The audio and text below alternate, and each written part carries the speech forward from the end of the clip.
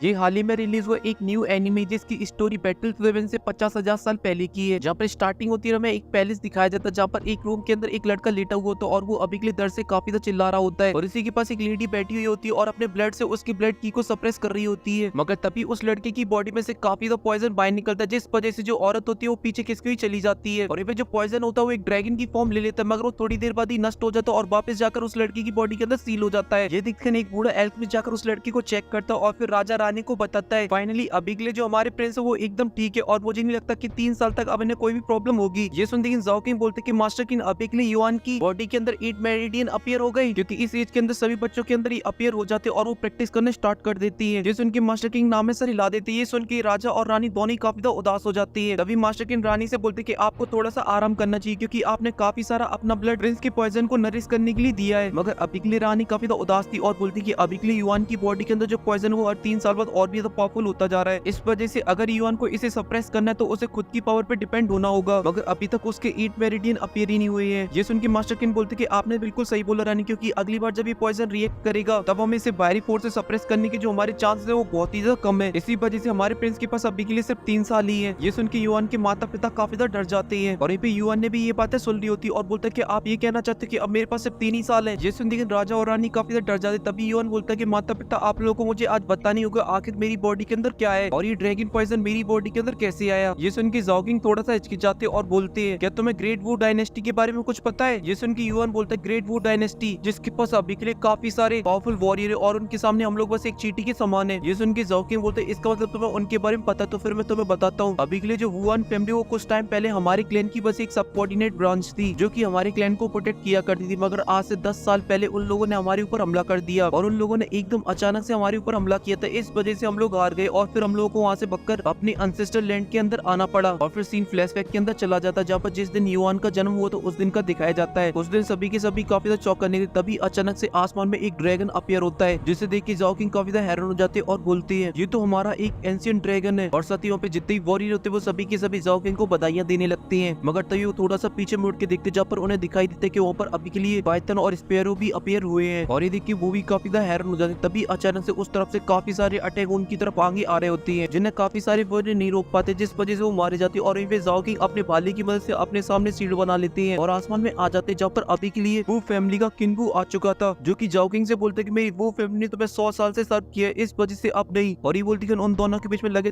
तेरी स्टार्ट हो जाती है जहाँ पर किन्बू ज़ाओ किंग के ऊपर भारी पड़ रहा होता है और बोलता है मेरी वो फैमिली के अंदर एक कहावत है जब पाइथन और स्पैरो इस एंशिएंट ड्रैगन को नष्ट कर देंगे तब हमारी वो फैमिली का असली राइज होगा। ये सुन के ज़ाओ किंग भड़क जाता है और अपनी पावर को निकालता और उसके ऊपर टूट पड़ता है और उन दोनों के बीच में लगे तेरी स्टार्ट हो जाती है। मगर जो वो किंग होता है वो अभी के लिए काफी ज्यादा पावरफुल होता है, इस वजह से वो ज़ाओ किंग को बहुत ही आसानी से पीट रहा होता है और बोलता है जैसे कि तुम्हारी वाइफ ने अभी के लिए एक लड़की को जन्म दिया वैसे मेरी वाइफ ने एक लड़की और एक लड़की को जन्म दिया है और मैं इस दिन का कई सालों से इंतजार कर रहा था। ये सुन लेकिन ज़ाओ किंग समझ जाते कि आखिर में असली मसला क्या है। तभी वो किंग उसके ऊपर हमला करते हुए बोलता है और तुम भी ये बात को समझ चुके, तुम भी इतने तक गधे नहीं हो। जो बच्चे सेम दिन के दिन पैदा होते वो एक दूसरे की डेस्टिनी को नष्ट कर सकते हैं। ये सुन लेकिन ज़ाओ किंग सभी बातों को समझ जाता और बोलते तुम अभी के लिए मेरे बच्चे की डेस्टिनी को नष्ट करने के लिए यहाँ पर आए और फिर अपने वॉरियर को देखता जो कि अभी के लिए हार रहे होते। तभी वो किंग इसी का फायदा उठाता है और अपनी स्वॉर्ड की काफी सारी स्पिरिचुअल स्वॉर्ड को बना देता है और उससे हमला करने लगता है। तो ज़ाओ किंग भी अपनी पावर को एक्टिवेट कर लेते और अपने स्पीयर से उसके ऊपर हमला कर देते और जब दोनों के अटैक आपस में टकराते हैं तो वहाँ पे काफी बड़ा ब्लास्ट होता है। मगर जो वो किंग का अटैक था वो काफी ज्यादा पावरफुल होता है, इस वजह से उसका अटैक जाके ज़ाओ किंग के लगता है और उनका हाथ टूट जाता है और फिर वो किंग उसके पास जाता है और बोलता है अगर तुम नहीं चाहते कि मैं तुम्हारी पूरी फैमिली के हर एक मेंबर को मार डालूं तो फिर अपने बेटे को मेरे हवाले कर दो। तो ज़ाओ किंग के पास भी अब कोई दूसरा ऑप्शन नहीं होता, इस वजह से वो भी अपने हथियार डाल देते हैं। काफी टाइम से आप लोग मेरे से एक सवाल पूछते रहते कि भाई ऑफिशियल एपिसोड कहाँ से देखूं, कोई साइट बता दो। तो मैं आप लोगों की रिक्वेस्ट पे एक ऐसी साइट को लेकर आया हूँ जहाँ पर आप लोगों को बहुत ही जल्दी एपिसोड देखने को मिल जाएंगे, वो भी काफी अच्छे इंग्लिश सबटाइटल के साथ। इस वजह से आप लोगों को अगर देखना है तो आप लोगों को इसकी लिंक मिल जाएगी डिस्क्रिप्शन के अंदर और पिन कमेंट के अंदर भी। और फिर इसी के साथ सीन कट हो जाता है, फिर हमें वो किंग दिखाया जाता है जो कि अभी के लिए डेस्टिनी लैंड पे उन तीनों बच्चों को ले आता है और एक फॉर्मेशन करने लगता है जिस वजह से उन तीनों बच्चों की जो डेस्टिनी होती है वो बाहर निकल आती है, जहाँ पर युआन की होती है ड्रैगन डेस्टिनी और उन दोनों बच्चों की होती है स्पैरो और पाइथन डेस्टिनी जो कि मिलकर ड्रैगन डेस्टिनी के ऊपर हमला करने लगती है, जिस वजह से वो काफी प्रॉब्लम में आने लगती है मगर वो फिर भी उसे नहीं मार पा रही होती है। तभी जो वो किंग होता है वो अपना एक अटैक कर देता है जिस वजह से वो एंशिएंट ड्रैगन नष्ट हो जाता है और जो पाइथन और स्पैरो होते हैं उसकी एनर्जी को कंज्यूम करने लगती है। ये देखिए जो वो किंग होता है वो काफी ज्यादा खुश होने लगता है। तभी अचानक से युआन की बॉडी के अंदर काफी ज्यादा पॉइजन आ जाता है और ये सब इसलिए होता है क्योंकि जो ड्रैगन की ब्लेसेस थी वो भी के लिए वो नष्ट हो चुकी थी, जिस वजह से अब वो युआन की बॉडी के अंदर पॉइजन का रूप ले चुकी है और वुई किंग इसी का फायदा उठाता है और उस पॉइजन को युआन की बॉडी के अंदर सील कर देता है। और फिर ज़ाओ किंग बताते हैं कि उसके बाद जो तुम्हारे 8 मेडियन थे वो हमेशा हमेशा के लिए ब्लॉक हो गए, उसके बाद वो कभी भी अपीयर नहीं हुए। ये सुन के युआन काफी ज्यादा उदास हो जाती और जो रानी होती वो तो रोने पीटने लगती और बोलती अरे मुझे माफ कर देना मेरे बेटे, हम तो प्रोटेक्ट नहीं कर पाए। ये देखिए युआन खड़ा हो जाता और अपनी माँ को संभालने लगता। तभी मास्टर किन बताते हैं अभी के लिए मेरे प्रिंस जो मेरी रानी है उनकी जो हालत है वो अभी के लिए काफी ज्यादा खराब होती जा रही है, क्योंकि जो अभी के लिए तुम्हारी बॉडी के अंदर जो पॉइजन है उसको हर 3 साल बाद रानी अपने पॉइजन की मदद से उसे सप्रेस करती है और इस वजह से उनकी जो एज है अब वो धीरे धीरे कम होती जा रही है और तुम्हें पॉइजन देने की वजह से उनकी एज है वो अभी के लिए 30 साल कम हो चुकी है। अब उनके पास सिर्फ 10 साल बची है। ये सुन के जो युआन होता है वो काफी ज्यादा गुस्से में आ जाता है और बोलता है कि वो फैमिली मैं तुम्हें नहीं छोड़ूंगा और फिर अपने फादर से बोलता है कि अभी के लिए कोई ऐसी चीज तो होगी जिससे मैं अपनी माँ की लाइफ को बढ़ा सकता हूँ। तो ये सुन के ज़ाओ किंग बोलता है वैसे तो किसी की भी लाइफ को एक्सपेंड करने के लिए बहुत सारी ऐसी चीजें आती है मगर उनका मिलना बहुत ही ज्यादा रेयर है। यहाँ तक कि मैंने अपने सभी मेंबरों की पावर को लगा दिया फिर भी मैं उन सभी इंग्रेडिएंटों के बारे में पता नहीं कर पाया। ये सब सुन के जो युआन होता है वो काफी ज्यादा उदास हो जाता है और बोलता है कि फादर क्या मैं सच में कभी भी सोल मास्टर नहीं बन सकता हूँ। ये सुन के जो ज़ाओ किंग होते हैं वो थोड़ा सा निराश हो जाते हैं और बोलते कि तुम सच में अभी के लिए हार नहीं मानना चाहते हो। ये सुन के युआन बोलता है कि मैं बिल्कुल भी हार नहीं मानना चाहता हूँ, अगर मेरे 1% भी रिकवरी के चांसेस है तो मैं डेफिनेटली उसका ट्राई करना चाहूंगा क्योंकि मुझे वो फैमिली से अपना बदला लेना है और साथ ही जो वो फैमिली वो 100 साल बाद फिर से हमारे ऊपर हमला कर देगी। इस वजह से मुझे उस टाइम के लिए प्रिपेयर होना पड़ेगा क्योंकि मुझे किसी भी कीमत पे मुझे अपनी फैमिली को बचाना है। जिस उनके जो ज़ाओ किंग होते हैं वो काफी खुश हो जाते हैं अपने बच्चे का इतना जोश देखकर और बोलते कि युआन मैं तुम्हारा फादर पूरा ट्राई करूंगा तुम्हें फिर से रिकवर करने के लिए, जिसकी जो चांस है वो थोड़ी सी कम है मगर ये सुन के युआन बोलता है कि मैं डेफिनेटली वो करना चाहूंगा। तो ये सुन के ज़ाओ किंग बोलते कि ठीक है फिर मैं तुम्हें कल अपने साथ एंसेस्टर लैंड ले जाऊंगा, अगर तुम्हारे फिर भी मेरिडियन ओपन नहीं होते हैं तो तुम कभी भी जेनियस रूल्स को सीखना बंद मत करना क्योंकि तुमने अगर उनको हाई लेवल तक कल्टीवेशन कर लिया तो शायद तुम्हारी बॉडी के अंदर जो पॉइजन है तुम उसे भी सप्रेस कर पाओ। ये सुन के युआन भी हमें से ला देते और फिर सीन कट होकर फिर हमें कल का दिखाया जाता है जहाँ पर युआन जेनेसिस रूल्स को सीखने के लिए ग्रेट जाओन इंस्टीट्यूट आए हुए थे जहाँ पर अभी के लिए काफी सारे स्टूडेंट सीख रहे होते हैं और टीचर उन सभी लोगों को बता रहे होते हैं अगर तुम्हें जेनेसिस रूलों को सीखना तो उसके लिए तुम्हें फोकस करना होगा। मगर तभी जो युआन होते हैं वो सबसे पहले जेनेसिस रूल को बना लेते हैं अपनी जेट टैबलेट के अंदर, मगर तभी उनके पास एक क्यूट सी लड़की आ जाती है जिसका नाम युवेन था जो कि युआन से बोलती है मेरी मदद करने के लिए बहुत बहुत धन्यवाद। ये सुन के युआन बोलते कि अभी के लिए तुम्हारे ग्रैंडफादर कैसे हैं? ये सुन के युवेन बोलते कि वो अभी के लिए पूरी तरीके से रिकवर कर चुकी है और अगर फ्यूचर में तुम्हारे पास टाइम है तो डेफिनेटली मैं तुम्हें इनवाइट करना चाहूंगी अपने घर पर। ये सुन के युआन बोलते कि डेफिनेटली समय मिलते ही आपके घर पर आऊंगा। ये सुन के युवेन एक पुराने से फ्लैशबैक के अंदर चली जाती है जहाँ पर अंधेरी रात होती है और काफी तो बारिश हो रही होती है और युवेन एक एल्केमिस्ट के घर के सामने जोर जोर से चिल्ला रही होती और रो रही होती कि अभी के लिए मेरी मदद करिए, मेरे ग्रैंडपा बहुत ही सीरियस है जिसके बदले में आपको अपने सभी जानवर देने के लिए तैयार हूँ। मगर जो एल्केमिस्ट था वो अभी के लिए गेट नहीं खोलता है, इस वजह से युवेन काफी ज्यादा रोने में लगी होती मगर तभी वहाँ पर युआन आ जाता है छाता लेकर, जहाँ पर जो छाता वो युवेन को दे देता है और सलमान भाई बन के उस गेट में लात चढ़ता और उस एल्केमिस्ट से बोलता है कि जाओ जाकर उसे सेव करो। और फिर सीन प्रेजेंट में आ जाता है जहाँ पर युआन बोलते कि अभी के लिए तुमने अपनी थर्ड मेरिडियन को भी ओपन कर लिया है। ये सुन के युवेन हमेशा ला देती है। ये सुन के युआन बोलते कि मैंने तुम्हें यहाँ पे रिकमेंड करे सिर्फ 1 साल हुआ और तुमने 1 साल के अंदर इतनी ज्यादा कल्टीवेशन कर ली है जिस वजह से तुम्हारे 3 मेरिडियन ओपन हो गए और अभी के लिए 2 महीने बचे हैं एकेडमिक क्वालिफिकेशन के लिए, तो तुम उसे क्वालिफाई करने के लिए कड़ी मेहनत करना। जेसन दिगन एक पीछे से आवाज आती है वो तो अपना स्पॉट ऑलरेडी पहले ही हार चुकी है। जेसन दिगन युआन बोलता कि अभी के लिए तुम्हारा जेट पेंडल कहाँ पर है, उसी की मदद से तुम एक स्पॉट को ले सकती है। सुन के युवेन काफी ज्यादा निराश हो जाती है और बोलती है इसमें मेरी गलती है। जेसन दिगन उनका एक क्लासमेट खड़ा हो जाता है और बोलता है प्रिंस युवेन कुछ दिन पहले की बात है जब जाओलिन आपका मजाक उड़ा रहा होता है, इस वजह से युवेन को काफी ज्यादा गुस्सा आ जाता है और वो इसको चैलेंज कर देती है। मगर उस दिन जो युवेन थी उसकी हालत थोड़ी सी खराब होती है क्योंकि वो बीमार थी, इस वजह से वो हार जाती है और शर्त के तौर पे वो पेंडेंट जोलिन अपने पास रख लेता है। जेसन दिगन जोलिन बोलता है अगर प्रिंस युवेन अगर आपको ये पेंडल चाहिए तो आपको मुझे चैलेंज करना होगा फाइट के अंदर और अगर आप जीत जाते तो ये पेंडल मैं आपको वापस कर दूंगा। जेसन के जो युवेन होता है वो इस चैलेंज को एक्सेप्ट कर लेते और बोलते अगर मैं जीता तो ये पेंडल मेरा हो जाएगा। ये सुन के इसके लिए झट से मान जाता और बोलते कि ठीक है और अपनी जगह से खड़ा होता और बाहर जाने लगता और बोलता कि मैं आपका बाहर वेट कर रहा हूँ आ जाना पिटने के लिए। वहीं पे ये सब देख के जो युवेन होती है वो थोड़ी सी निराश हो जाती है तो युवेन उससे बोलता है कि तुम चिंता मत करो मैं इसे आसानी से संभाल लूंगा और फिर वो भी बाहर आ जाते हैं जहाँ पर उस फाइट को देखने के लिए वहाँ पे काफी सारे लोग खड़े हुए थे और सभी को ऐसा लग रहा था आज प्रिंस युवेन बहुत ही बुरी तरीके से पिटने वाले क्योंकि उनके पास जेनेसिस रूल के अलावा कोई और चीज नहीं है और जो जाओ वेन है उसके 2 ऑलरेडी मेरिडियन ओपन हो चुके, इस वजह से वो प्रिंस युवेन को बहुत ही आसानी से हरा देगा। तभी जो जाओलिन होता है वो कुछ डायलॉग बाजी करने लगता है, ये देखकर प्रिंस युवेन बोलते कि फालतू की डायलॉग बाजी मत कर आजा। ये सुनने की जाओलिन काफी ज्यादा भड़क जाता और हमला कर देता है युवान के ऊपर मगर वो बहुत ही आसानी से उसे ब्लॉक कर लेती है क्योंकि उनके पास थे जेनेसिस रूल के लिए। ये सुनने की जाओलिन काफी ज्यादा भड़क जाता और वो अपने दोनों मेरिडियन को ओपन कर लेता और हमला कर देता है प्रिंस युवान के ऊपर मगर वो बहुत ही आसानी से उसे डॉच कर लेते हैं और फिर उनके बीच में लगे तेरी स्टार्ट हो जाती है। जब जो प्रिंस युवान थे वो अपने जेनेसिस रूल की मदद से बहुत ही आसानी से उस फाइट को डोमिनेट कर रहे होते हैं। इस वजह से जो जाओलिन होता है वो काफी ज्यादा गुस्से में आ जाता है और अपना एक पंच जड़ देता है। तो युआन भी उसकी काउंटर में हमला कर देता है, जिस वजह से दोनों की पंच आपस में टकरा देते हैं। तो प्रिंस युआन का जो डिफेंसिव जेनेसिस होता है वो टूट जाता है, मगर उन्हें अभी के लिए एक और जेनेसिस रूल को पहन रखा होता है, जिस वजह से वो उसका यूज करते और एक हमला कर देते हैं, जिस वजह से जाओलिन इस फाइट को हार जाता है। और ये सब देख के वहाँ पे जितने भी लोग थे सभी के सभी काफी ज्यादा हैरान थे, क्योंकि अभी के लिए युआन की एक भी मेरिडियन ओपन नहीं हुए, फिर भी उसने तो मेरिडियन वाले को हरा दिया अपने जेनेसिस रूलों की मदद से। और फिर युआन उसके पास जाता है और उससे उस जेट पेंडेंट को ले लेता है और लाकर युवेन को दे देता है और बोलता है कि अगली बार इसे नहीं हारना, क्योंकि अकेडमी के जो क्वालिफिकेशन राउंड होने वाले उनमें सिर्फ 1 महीना बचा है। इस वजह से तुम्हें हार्ड ट्रेनिंग करनी है और अगर तुम्हें कोई भी रिसोर्स की जरूरत है तो तुम मुझे डेफिनेटली बोलना, मैं तुम्हारे लिए उसको अरेंज कर दूंगा। जैसे उनकी युवेन बोलती कि आपने ऑलरेडी मेरे लिए काफी कुछ कर दिया इस अकेडमी में मुझे लाकर, क्योंकि जब से मैं यहाँ पर आई हूँ मेरी पूरी डेस्टिनी चेंज हो चुकी है और अगर फिर भी मुझे कोई भी जरूरत पड़ती है तो डेफिनेटली मैं आपसे बोलूंगी। तो उनकी युवेन बोलते कि ठीक है, और अभी के लिए मुझे कल अपने फादर के साथ अपने एंशिएंट लैंड जाना है, इस वजह से मुझे अभी के लिए चलना होगा। और ये बोल के दोनों वहाँ से चले जाते हैं। और जो लिन फेंग होता है वो अभी के लिए ज़ोलिन के ऊपर काफी ज्यादा गुस्सा हो रहा होता है, क्योंकि वो अभी के लिए प्रिंस युआन को नहीं पीट पाता है। इस वजह से लिन फेंग उसमें एक कनपट्टी में जड़ देता है, जिस वजह से वो दीवार के अंदर घुसा हुआ चला जाता है। और ये जो युआन था वो अभी के लिए अपने फादर के साथ एंसेस्टर लैंड पहुंच चुका होता है, जहाँ पर उसके फादर उसे बता रहे होते हैं ये जो जगह वो हमारे एंशिएंट टाइम से आई है और ये हमारी फैमिली के लिए काफी ज्यादा इंपॉर्टेंट है, मगर अभी तक हमारे